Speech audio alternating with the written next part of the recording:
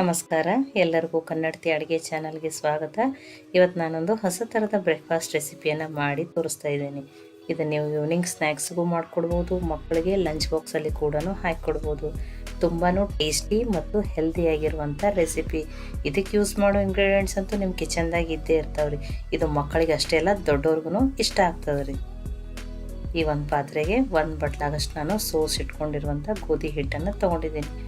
ನೀವು ಆಶೀರ್ವಾದ ಆಟನೂ ತೊಗೋಬೋದು, ಮಲ್ಟಿಗ್ರೇನ್ ಆಟನೂ ತೊಗೋಬೋದು. ಇದಕ್ಕೆ ನಾನೊಂದು ಅರ್ಧ ಸ್ಪೂನ್ ಆಗಷ್ಟು ಅಜ್ವಾಯಿನನ್ನು ಹಾಕ್ತಾಯಿದ್ದೀನಿ. ಇದರಿಂದ ಟೇಸ್ಟು ತುಂಬಾ ಚೆನ್ನಾಗಿ ಕೊಡ್ತದೆ. ರುಚಿಗೆ ತಕ್ಕಷ್ಟು ಉಪ್ಪು. ನಾನಿಲ್ಲಿ 1 ಸ್ಪೂನ್ ಆಗಷ್ಟು ಕಸೂರಿ ಮೆಂತಿಯನ್ನು ಕೈಯಲ್ಲಿ ಕ್ರಷ್ ಮಾಡಿ ಹಾಕ್ತಾಯಿದ್ದೀನಿ. ಇದು ಆಪ್ಷನಲ್, ನೀವು ಬೇಕಂದ್ರೆ ಹಾಕ್ಬೋದು, ಇಲ್ಲಾಂದರೆ ಬಿಡ್ಬೋದು. 1 ಸ್ಪೂನ್ ಆಗಷ್ಟು ಮೊಸರನ್ನು ಹಾಕ್ತಾಯಿದ್ದೀನಿ. ಮೊಸರು ಹಾಕೋದ್ರಿಂದ ತುಂಬಾ ಸಾಫ್ಟ್ ಆಗ್ತದೆ ರೀ. ಇದನ್ನೆಲ್ಲ ಚೆನ್ನಾಗಿ ಹಿಟ್ಟಲ್ಲಿ ಮಿಕ್ಸ್ ಮಾಡ್ಕೊಳ್ಳೋಣ. ಮಿಕ್ಸ್ ಮಾಡಿ ಸ್ವಲ್ಪ ನೀರನ್ನು ಹಾಕಿ ಹಿಟ್ಟನ್ನು ನಾನು ಕಲಸಿ ರೆಡಿ ಮಾಡ್ಕೋತೀನಿ. ತುಂಬ ಗಟ್ಟಿನೂ ಬೇಡ, ತುಂಬ ಮೆತ್ತಗೂ ಬೇಡ, ಆ ರೀತಿ ಹಿಟ್ಟನ್ನು ನಾನು ರೆಡಿ ಮಾಡ್ಕೋತೀನಿ. ನೋಡಿ, ಇಷ್ಟಿರಬೇಕು. ತುಂಬ ಗಟ್ಟಿನೂ ಇಲ್ಲ, ತುಂಬ ಸಾಫ್ಟೂ ಇಲ್ಲ. ಇಷ್ಟಾದ್ರೆ ಇದಕ್ಕೊಂದು ಸ್ವಲ್ಪ ಎಣ್ಣೆಯನ್ನು ಹಚ್ತೀನಿ. ಹಚ್ಚಿ ನಾನು ಮುಚ್ಚಿ ಒಂದು 10 ನಿಮಿಷ ಹಿಟ್ಟನ್ನು ನೆನೆಯಕ್ಕೆ ತೆಗೆದಿಡ್ತಾ ಇದ್ದೀನಿ. ಈ ಒಂದು ಪ್ಯಾನ್ಗೆ 2 ಸ್ಪೂನ್ ಆಗಷ್ಟು ಎಣ್ಣೆಯನ್ನು ಹಾಕ್ತಾಯಿದ್ದೀನಿ. ಎಣ್ಣೆ ಕಾದ್ಮೇಲೆ 1 ಸ್ಪೂನ್ ಆಗಷ್ಟು ಜೀರಿಗೆ ಫ್ರೈ ಆಗಲಿ. ಈ ಜೀರಿಗೆ ಫ್ರೈ ಆಗ್ಯಾವ್ರಿ. ನಾನಿಲ್ಲಿ 1 ಈರುಳ್ಳಿಯನ್ನು ಸಣ್ಣದಾಗಿ ಕಟ್ ಮಾಡಿ ಹಾಕ್ತಾಯಿದ್ದೀನಿ. ಈರುಳ್ಳಿಯನ್ನು ಚೆನ್ನಾಗಿ ಬೇಯಿಸ್ಕೊಳ್ಳೋಣ್ರಿ. ಇದ್ರ ಹಸಿ ವಾಸನೆ ಹೋಗಿ ಸಾಫ್ಟ್ ಆಗಬೇಕ್ರಿ. ಕಲರ್ ಏನು ಚೇಂಜ್ ಆಗೋದು ಬೇಡ, ಎಷ್ಟು ಸಾಫ್ಟ್ ಆದರೆ ಸಾಕು. ನಾನಿಲ್ಲಿ ಒಂದು ಅರ್ಧ ಸ್ಪೂನ್ ಆಗಷ್ಟು ಜಿಂಜರ್ ಗಾರ್ಲಿಕ್ ಪೇಸ್ಟನ್ನು ಹಾಕ್ತಾಯಿದ್ದೀನಿ. ಇದನ್ನು ಬೇಯಿಸ್ಕೊಳ್ಳೋಣ್ರಿ. ಇದ್ರ ಹಸಿ ವಾಸನೆ ಹೋಗಬೇಕು. ಇದು ಬೇಯ್ದ ಮೇಲೆ 1 ಕ್ಯಾಪ್ಸಿಕಮನ್ನು ಸ್ವಲ್ಪ ಉದ್ದುದಾಗಿ ತೆಳುವಾಗಿ ಕಟ್ ಮಾಡಿ ಹಾಕ್ತಾಯಿದ್ದೀನಿ. 1 ಬಟ್ಲಾಗಷ್ಟು ಕ್ಯಾಬೇಜನ್ನು ಸಣ್ಣದಾಗಿ ಕಟ್ ಮಾಡಿ ಹಾಕ್ತಾಯಿದ್ದೀನಿ. ಸ್ವಲ್ಪ ಹಸಿ ಬಟಾಣಿ, ನೀವು ಎಷ್ಟು ಬೇಕೋ ಅಷ್ಟನ್ನು ಹಾಕೋಬೋದು. ನಾನು ಒಂದು 2-3 ಸ್ಪೂನ್ ಆಗಷ್ಟು ಹಾಕ್ಕೊಂಡಿದ್ದೀನಿ. 1 ಕ್ಯಾರೆಟನ್ನು ತುರಿದ್ಬಿಟ್ಟು ಹಾಕ್ಕೊಂಡಿದ್ದೀನಿ.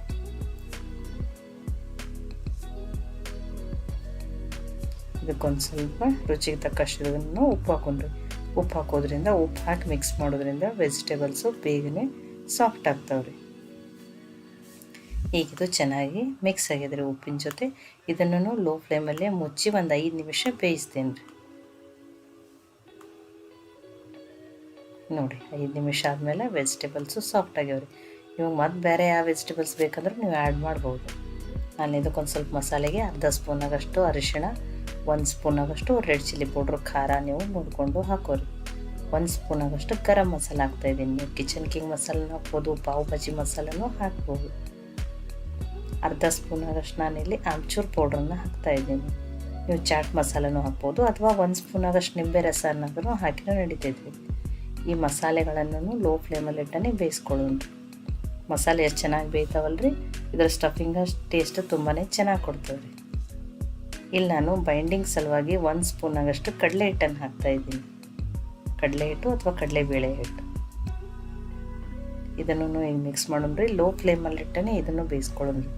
ಅಂದರೆ ಕಡಲೆ ಹಿಟ್ಟಿನ ಹಸಿ ವಾಸನೆ ಹೋಗಿ ಸ್ವಲ್ಪ ಚೆನ್ನಾಗಿ ಬೇಯಬೇಕ್ರಿ ಅದು.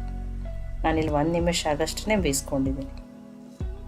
ಇದು ಚೆನ್ನಾಗಿ ಬೇಯ್ದದ್ರಿ. ಲಾಸ್ಟಿಗೆ ನಾನು ಒಂದು ಸ್ವಲ್ಪ ತೊಳೆದಿಟ್ಟು ಕಟ್ ಮಾಡಿ ಇಟ್ಕೊಂಡಿರುವಂಥ ಕೊತ್ತಂಬರಿ ಸೊಪ್ಪು ಹಾಕಿ ಮಿಕ್ಸ್ ಮಾಡ್ತಾಯಿದ್ದೀನಿ. ನೋಡಿ, ಕರೆಕ್ಟಾಗಿ ಮಿಕ್ಸ್ ಆಗಿದ್ರೆ ನಾನು ಗ್ಯಾಸನ್ನು ಆಫ್ ಮಾಡ್ತೀನಿ. ಆಫ್ ಮಾಡಿ ಇದನ್ನು ಒಂದು ಸ್ವಲ್ಪ ಹೊತ್ತು ಆರ್ಲಿಕ್ಕೆ ಬಿಡ್ತಾಯಿದ್ದೀನಿ. ಆರಿದ್ಮೇಲೆ ಯೂಸ್ ಮಾಡ್ತೀನಿ. 10 ನಿಮಿಷ ಆಗಿದ್ರಿ. ಹಿಟ್ಟನ್ನು ಚೆನ್ನಾಗಿ ನೆಂದದ್ರಿ.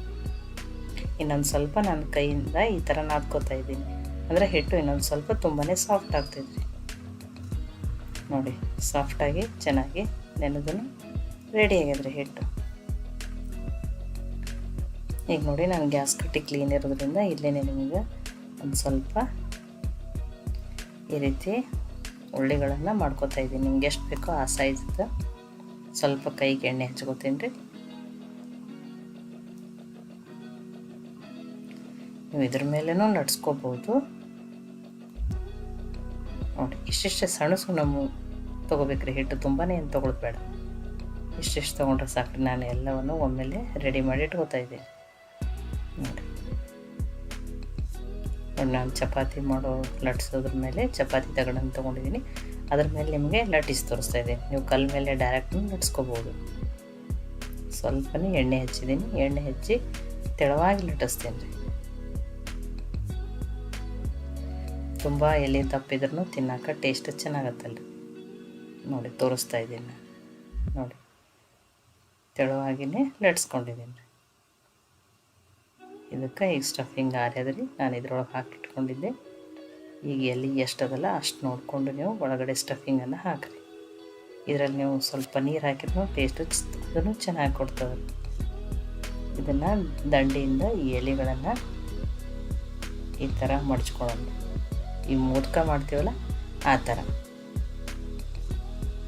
ಅದು ಮಾಡಿ ಆ ಎಕ್ಸ್ಟ್ರಾ ಇರೋ ಪಾರ್ಟನ್ನು ಅಲ್ಲೇ ನೀಟಾಗಿ ಮಡಚಿ ಪ್ಯಾಕ್ ಮಾಡಿದ್ದೀನಿ. ನೋಡಿ ಇಷ್ಟಾದರೆ ಸಾಕು. ಈ ರೀತಿ ನಾನು ಇನ್ನೊಂದನ್ನು ಮಾಡಿ ತೋರಿಸ್ತೀನಿ.